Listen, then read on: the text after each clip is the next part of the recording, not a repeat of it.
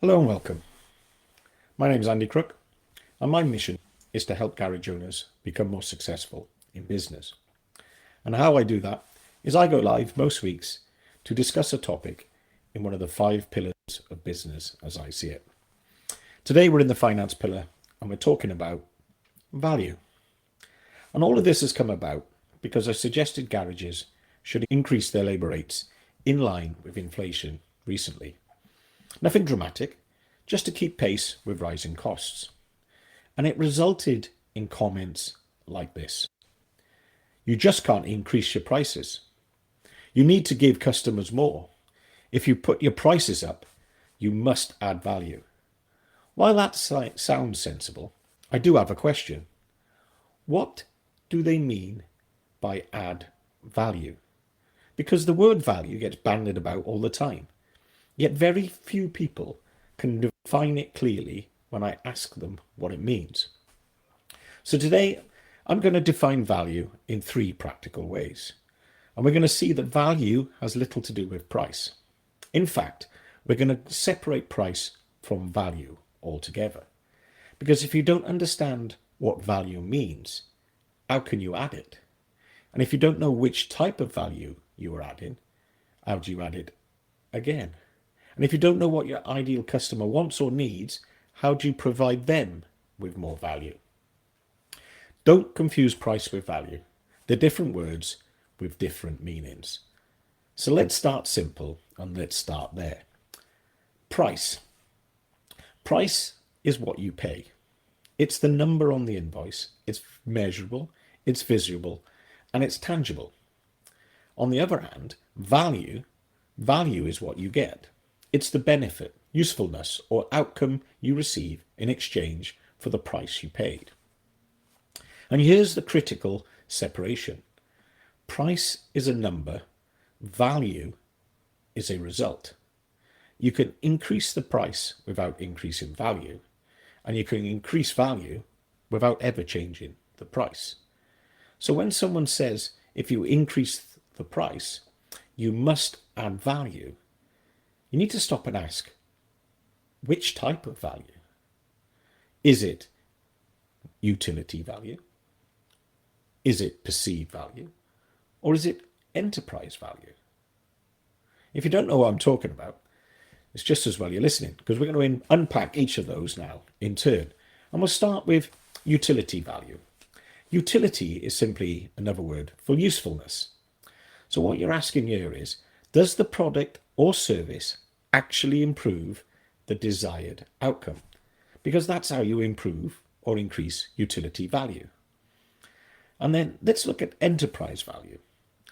And this is a definition that most garages would never consider if I ask them what is value. And enterprise value is what your business is worth as an asset. What your business is worth as an asset. Which leaves us with the third one, the perceived value.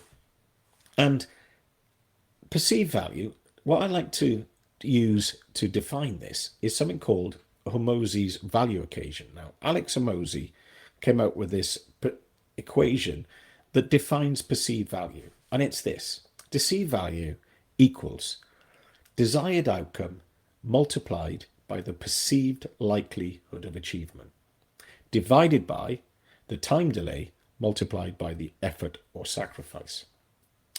There are 2 parts to the perceived value: the top, the positives or the gains, which is divided by the bottom, the negative or the losses. Now you have to remember, if you've been listening to these podcasts for a while, that you are twice as motivated to avoid a loss than you are to get a gain. So sometimes when you look at the perceived value equation or the Hormozi equation, it is the bottom half of the equation that you would want to spend some time on, especially when you're communicating it to your customers. So let's break that down in a bit more detail, because I think utility value, how useful something is pretty obvious. And enterprise value is what you've added to your business as an asset. But the perceived value, this equation that Alex Hormozi came up with, takes a little bit more breaking down. So let's do that. So the desired outcome, what does the customer want? Or better still, What does the customer need? That's pretty obvious, but most garages don't consider it. The next one, the perceived likelihood of achievement. How confident are the customers that you will solve it properly? Do they believe that you know what you're doing, that you've done it before, that you will fix this first time? Certainty increases value. And then let's look at the bottom half of the equation. The first one, time delay. How long before they get the outcome? Quick bookings, clear communication, fast diagnosis. Speed increases value. And then finally, effort or sacrifice. How much hassle is involved? Do they have to chase you, interpret jargon, come back twice, rearrange lifts? Friction. All of those things are friction, reduces value. Reduce friction and you increase value. So what I want you to notice is something very important. Price is not a part of the Hormozi equation, nor is it anything to do with usefulness. However, it does impact on the work for your business. Let's use a couple of examples to make sense of it all. And we're going to look at a brake pad job and a diagnostic job because, well, we all understand those, hopefully. So consider giving your customers more just to add value, which is exactly what I was instructed to do on the internet. So consider this, a box with 5 brake pads instead of 4, because the internet said you must give customers more to charge more. And now this silly example is just to expose how it is just to say you must give your customers more without defining exactly how it adds value. So let's take utility. Does an extra brake pad improve the desired outcome? Well, no. In fact, the extra brake pad on its own is next to useless. Therefore, it doesn't increase utility value. Let's consider perceived value. Does the extra brake pad increase the desired outcome? Once again, this is obviously no. Does it increase the likelihood of achievement? Well, no. Does it reduce effort? No. Does it reduce the time delay? No. Therefore, it doesn't increase the perceived value either. But does an extra brake pad increase the enterprise value? No. In fact, it reduces it because it has added to the admin burden, stock control, returns, storage, etc. So I know that's an absurd example, but I'm trying to make the point just by simply giving more doesn't add value. So sometimes you offer customers choices, and a choice of brake pads, standard pads from the motor factor from a tier 1 supplier, or OEM pads, or dust-free performance pads. With a choice of brake pads, the utility value depends on the customer's desired outcome. If they just want safe braking, then the outcome is unchanged. Therefore, the utility, the usefulness, remains the same. If they want reduced stopping distances, then the performance pads add utility. If they want quiet braking, then utility is reduced with the performance pads because they are known to squeal more than standard pads. If you think about the perceived value, it also depends on the customer's desired outcome. If the outcome is safe braking, the outcome is unchanged. But the OEM pads increase the likelihood of achievement because they're much more likely to fit over the tier 1 supplier and the performance pads. The time delay is unaffected. The job will take the same amount of time as long as the pads you want are in stock. But effort is reduced if the customer likes to keep their wheels clean with the performance pads. But if the clean wheels aren't worth the sacrifice of some occasional brake squeal, then the perceived value might in fact be reduced. What about enterprise value? Can offering different brake pads increase enterprise value? Well, yes, if it results in more customer bookings, and yes, if it results in better reviews, and yes, if the profit margin is increased. But it's a no if the extra time taken to explain the offer doesn't result in increased conversion rates. So let's get on to one of my favorites, and that's the diagnostic job as the example. And we're going to take a look at 2 garages here. Garage A offers a £45 diagnostic service. For that, they confirm the fault, read the codes, clear the codes, carry out a test drive, see what comes back, and fit or fix that.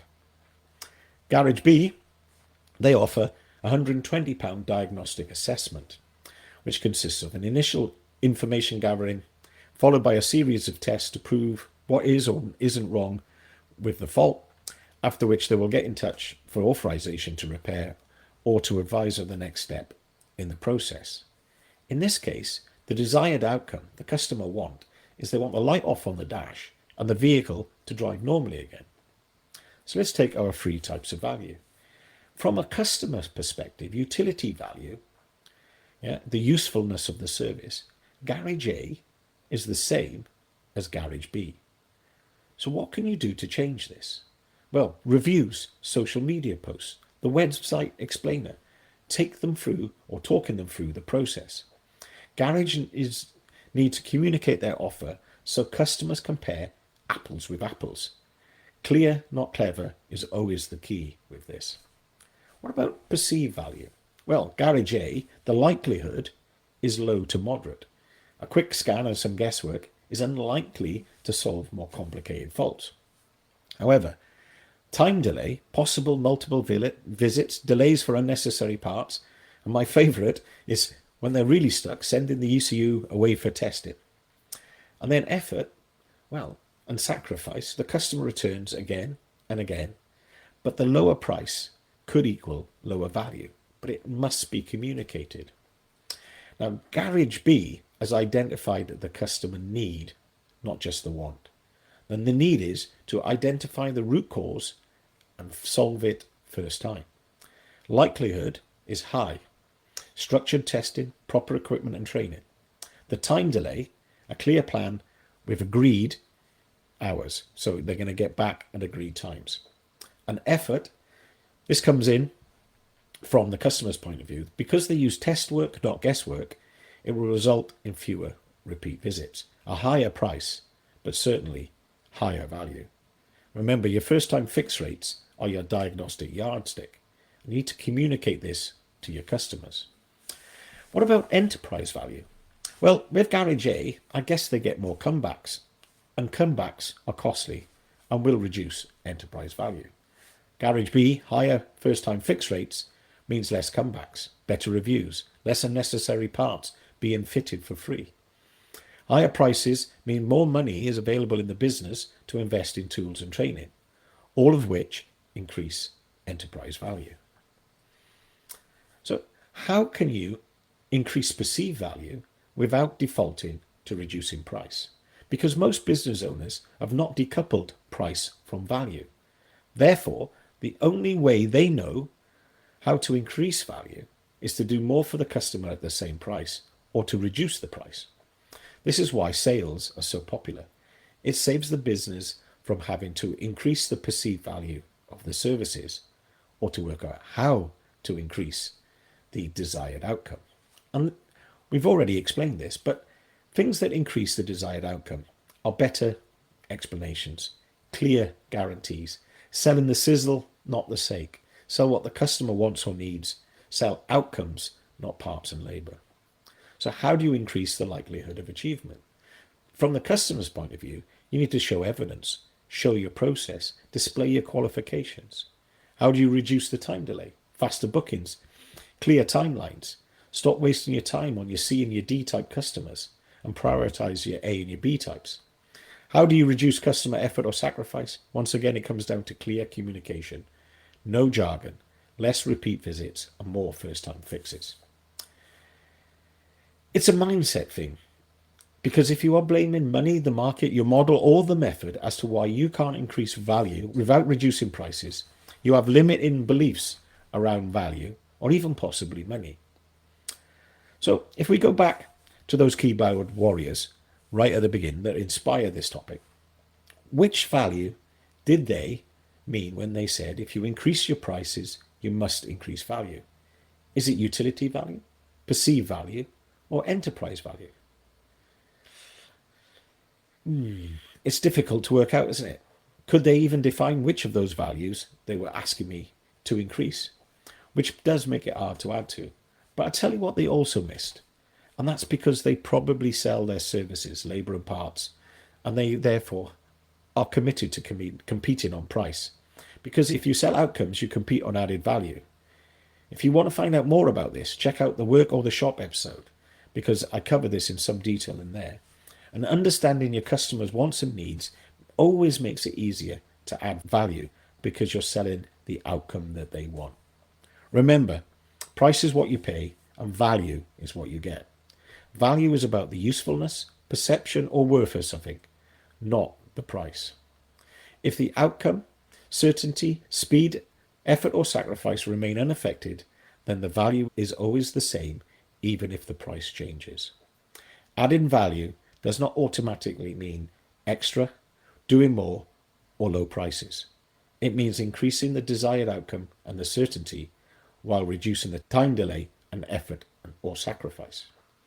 And when you confuse value with price, you automatically default to discounting. So what's the atomic action for this week then?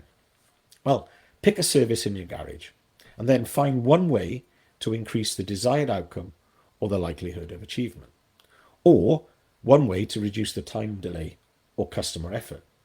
Do that and you will add to the perceived value of that service. Knowing the desired outcomes of your ideal customers means you increase the utility value and keep customers happy, so they refer others just like them, will increase the enterprise value. Remember, if you should, you must, and what's stopping you is probably starting. Thanks for listening. See you next time.